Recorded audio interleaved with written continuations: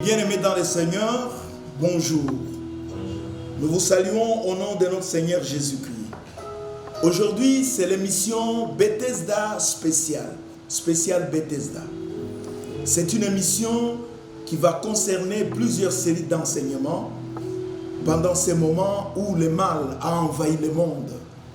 C'est pour cela que nous avons jugé bon d'édifier le peuple de Dieu en tenant compte de ce que nous vivons actuellement.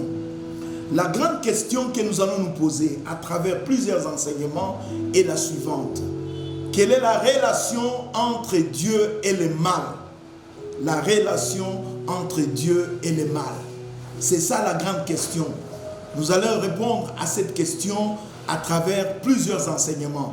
Mais aujourd'hui, nous allons mettre l'accent sur comment répondre à la volonté de Dieu. Bien-aimés dans le Seigneur, il y a une menace sérieuse. C'est le Covid-19 qui est une menace sérieuse pour le monde actuellement. Le Covid-19 tue et se propage. Pratiquement, c'est l'image de la mondialisation. Quand nous parlons de la mondialisation, nous parlons du monde comme un grand village planétaire. Et maintenant, nous voyons le véritable mondialisation, c'est-à-dire nous voyons comment le monde est considéré comme un village. Parce que les soubresauts qui ont commencé en Chine, ces soubresauts se sont manifestés un peu partout dans le monde jusqu'à arriver ici chez nous en République démocratique du Congo. C'est pour vous dire que le Covid-19 est un mal. C'est un mal qui est en train de détruire la vie, qui détruit l'économie, qui détruit la politique, qui détruit le social, qui détruit la vie du peuple de Dieu. Mais spirituellement, nous devons rester victorieux. Amen. Parce que quand nous parlons du mal, bien-aimés dans le Seigneur, il faut comprendre de plusieurs façons. Le mal, physiquement, c'est la souffrance. Dans le sens physique, c'est la souffrance. Et le mal, dans le sens moral, c'est le péché. Est-ce que nous avons commis un péché et que Dieu nous a désapprouvé? Ça, c'est moralement que nous devons comprendre cette situation de mal. Métaphysiquement ou spirituellement, le mal nous montre notre imperfection. C'est pour vous dire que l'être humain, c'est une personne qui est finie. Une personne qui est finie. C'est-à-dire, l'homme, en tant que finitude, c'est quelqu'un qui doit reconnaître ses limites. Aujourd'hui, avec le Covid-19, l'homme doit reconnaître ses limites. L'homme doit comprendre que toutes ces entreprises sont guettées par l'échec. L'homme ne doit pas se croire puissant sur cette terre des hommes. Parce que tout ce que l'homme entreprend, cela est guetté par les échecs. Et même le corps de l'homme a une prise sur la souffrance et sur la mort. Alors, si nous reconnaissons pendant ces moments cette finitude de l'homme, nous allons comprendre que notre grandeur ne vient pas de ce que nous avons, de ce que nous sommes, mais notre grandeur vient du fait que nous prenons conscience de notre petitesse. Et si nous prenons conscience de notre petitesse, Dieu va intervenir. Parce que quelqu'un qui se reconnaît petit, il reconnaît qu'il y a un grand.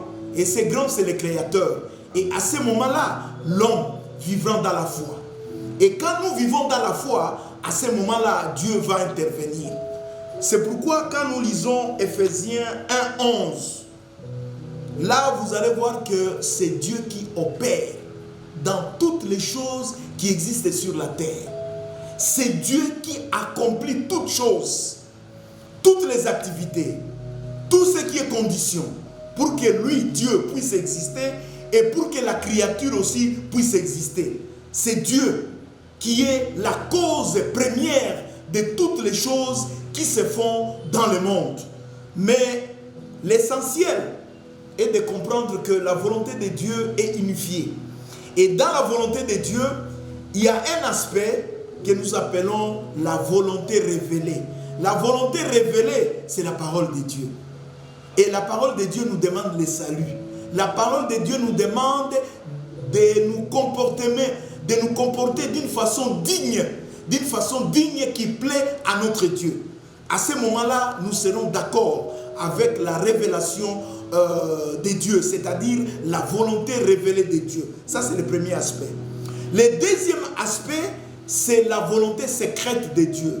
Donc, c'est la manière dont Dieu dirige l'humanité. Nous disons que c'est la pensée de Dieu. Parce qu'il y a certaines choses qui sont dans la pensée de Dieu que nous ne comprenons pas. Mais qui peut arriver à un moment opportun. Et c'est à partir de ce moment-là que nous allons comprendre ce que Dieu veut. C'est la même chose. Quand un parent est en train d'éduquer son enfant, il peut voir comment est-ce que son enfant est en train d'évoluer. Et des fois, il se dit, si mon enfant terminait les humanités, je vais l'envoyer aux États-Unis pour étudier ou en Inde pour étudier. Mais il ne dira jamais cela à cet enfant-là. Mais il pousse cet enfant à aller de l'avant. Jusqu'au moment où il verra que c'est le moment concret. Pour qu'il réalise cela, il dira à son enfant, maintenant, je t'envoie aux États-Unis. Et c'est la même chose avec Dieu. Il y a certaines choses qui sont cachées à Dieu et il les manifeste au moment voulu. C'est pour vous dire que tous les événements qui arrivent dans le monde, que ce soit des événements qui sont bons ou des actions qui sont mauvaises, tout cela, Dieu est la cause première. Mais Dieu n'est pas l'auteur du mal. Je vais vous donner l'exemple de Job. Vous voyez Job, Satan est allé voir Dieu. Et Dieu a permis à Satan de porter la main sur Job pour qu'il puisse toucher ses enfants et ses possessions. Mais c'est par l'intermédiaire des Sabéens et des Chaldéens que le malheur a atteint Job. Et même la tempête est intervenue pour atteindre Job. Donc vous voyez que Dieu n'est pas responsable du mal. Dieu n'a jamais créé le mal. Le mal est le produit de la liberté de l'homme. C'est l'homme qui donne la forme au mal. C'est l'homme qui donne la nature au mal. Parce qu'aujourd'hui, il y a beaucoup de gens qui vont se demander pourquoi Dieu n'agit pas. Aujourd'hui, nous sommes dans la période où notre Seigneur Jésus-Christ est agneau. Mais il y a un moment où il sera lion. Maintenant, il est agneau. Avec une vision perfectionnée. Il voit tout ce qui se passe. Il voit tout ce qui se passe. Mais ce que le Seigneur nous demande, ce n'est pas de l'accuser, de dire qu'il est auteur du mal. Lui n'est pas auteur du mal. C'est l'homme qui est auteur du mal. Parce que Dieu a créé l'homme, mais il n'a pas créé le mal. Mais il a donné à l'homme la liberté, le libre arbitre. Et c'est le libre arbitre de Dieu qui provoque le mal. Mais notre problème aujourd'hui, c'est de comment répondre à la volonté de Dieu. Nous avons une illustration dans Jacques 4. Dans Jacques 4, nous avons cette illustration du verset 13 au verset 15. Là où Dieu nous demande de considérer tous les événements de notre vie soumis à la volonté de Dieu. Là, il nous donne un exemple banal d'un homme d'affaires. Un homme d'affaires qui est orgueilleux, tellement égocentrique. Et il vit comme si Dieu n'existait pas, comme si Dieu est indifférent, comme si Dieu est tolérant devant son comportement. Et nous voyons ce que cet homme d'affaires est en train de faire. Qu'est-ce qu'il fait? Il dit aujourd'hui ou demain. Aujourd'hui ou demain, je ferai ceci. Je serai à tel endroit. Donc vous voyez qu'il fait les choix précis. Ça c'est la première chose. Il fait les choix précis sans tenir compte de Dieu. Il dit j'irai. Il fait même le choix du lieu de la ville où il va voyager. En troisième lieu, il montre même la durée de son séjour dans ces milieux-là. Et ensuite, il manifeste ce qu'il fera. Il dit, je vais trafiquer. Et en trafiquant, il dit que, qu'est-ce que je vais faire? Je vais gagner. Il donne l'objectif. C'est bien. Il cherche le profit. Mais en voyant bien cette illustration, cet homme d'affaires met Dieu à l'extérieur de sa vie. Il est en train d'exclure Dieu. Il met Dieu à l'écart. C'est comme si Dieu n'existait pas dans tout ce qu'il est en train de faire. Et cet homme a oublié qu'il y a des imprévus dans la vie. Il n'a pas tenu compte de ça, même s'il précise les lieux, la durée, ainsi de suite. Mais il y a des imprévus qui peuvent arriver dans sa vie. Et il planifie des choses comme s'il était omniscient, comme s'il était omnipotent, comme s'il était invulnérable. C'est là où cet homme d'affaires s'est trompé. Et Dieu ne veut pas que pendant ces moments, nous puissions avoir le comportement de cet homme d'affaires. Sinon, nous risquons d'être insensés. Dieu ne veut pas que nous soyons insensés, que nous soyons incrédules. Ici, il donne deux raisons. La première raison que Dieu donne dans ce texte, il dit, nous ne savons pas ce que le lendemain peut donner. Personne ne peut se vanter du lendemain. Parce que vous ne savez pas ce qu'un jour peut produire. Nous ne savons pas ce qui adviendra demain. Nous ne les connaissons pas. Nous avons cette ignorance de l'avenir. Celui qui connaît l'avenir, c'est Dieu. Alors autant nous confions à Dieu, celui qui connaît l'avenir. Ça, c'est la première raison. La deuxième raison est que l'homme est comme une vapeur. La vapeur apparaît et la vapeur disparaît. C'est pour vous dire que la vie humaine est brève. La vie humaine est fragile. L'homme doit comprendre que pendant les moments difficiles, il est misérable, il est faible. L'homme est coupable. Personne ne mérite la grâce de Dieu. C'est parce que Dieu a accepté que Jésus puisse mourir à la croix que nous avons reçu la grâce de Dieu. Alors, pendant ces moments de crise qui est mondiale, une crise qui est humanitaire, une menace pour toute l'humanité, parce que l'OMS dit déjà que le Covid-19 est l'ennemi de l'humanité. L'ennemi de l'humanité est là. Comme il y a un ennemi, qu'est-ce que nous allons faire? La première chose, confie-toi à l'Éternel. C'est ce que le Dieu vous demande maintenant, pendant ce moment. Confie-toi à l'Éternel. La deuxième chose, pratique tout ce qui est bien. C'est-à-dire, fuis les péchés.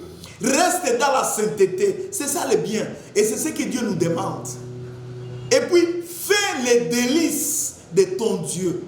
Tout ce que tu feras, que cela accorde le plaisir à notre Dieu.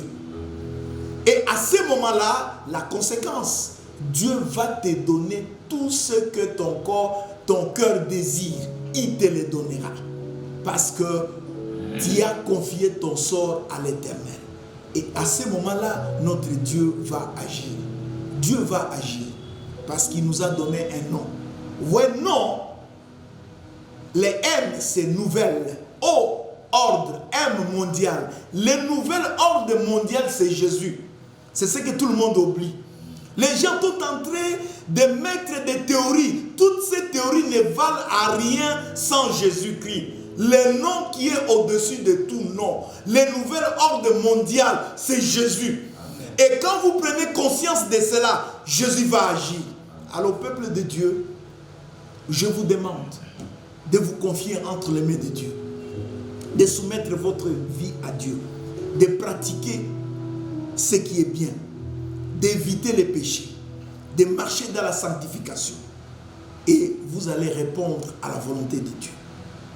Parce que Dieu veut toujours le bien, Dieu veut toujours le bonheur de son peuple.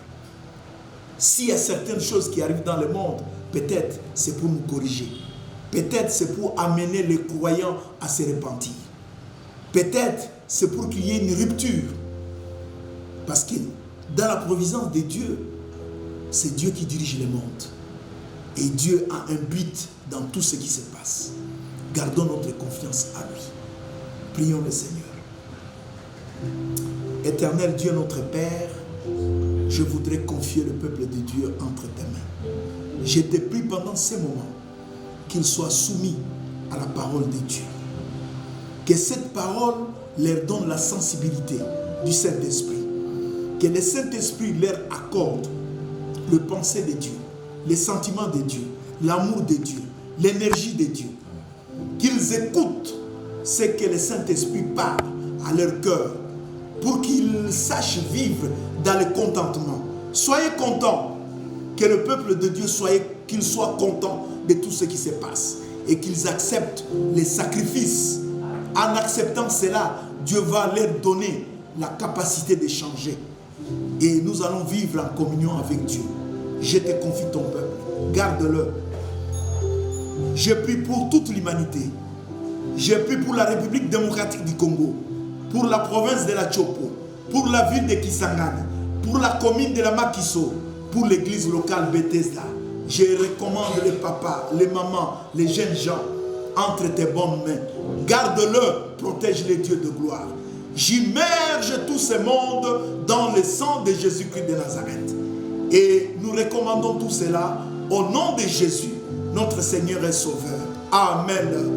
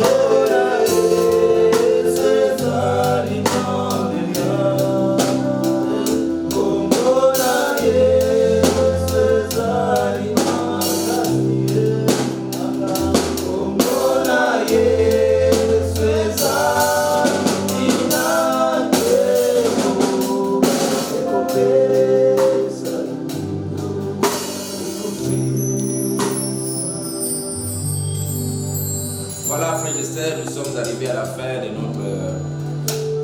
notre culte. Nous, c'est l'église 12e AOG. Nous sommes au rond-point, passe 3000. Alors ça, c'est un support pour aider les gens dans des maisons, pour prier, parce que vous connaissez la situation que nous sommes en train de traverser au travers les mondes. Et c'est pour aussi observer scrupuleusement les mesures prises par les chefs de l'État. Alors, celui qui vous a prêché, c'est notre papa, le révérend pasteur Makombo. Lui, il est le représentant légal suppléant de notre communauté. Et si vous avez besoin de lui, le bureau est toujours ouvert, mais les cultes sont suspendus jusqu'à nouvel ordre. Nous vous prions de cultiver des prières personnelles, des prières familiales dans vos maisons. Lisez la Bible. Vous avez un problème, vous pouvez passer au bureau de papa. Il va vous recevoir. Que Dieu vous bénisse et passez de très bonnes choses avec le Seigneur Jésus-Christ. Merci beaucoup. Bye.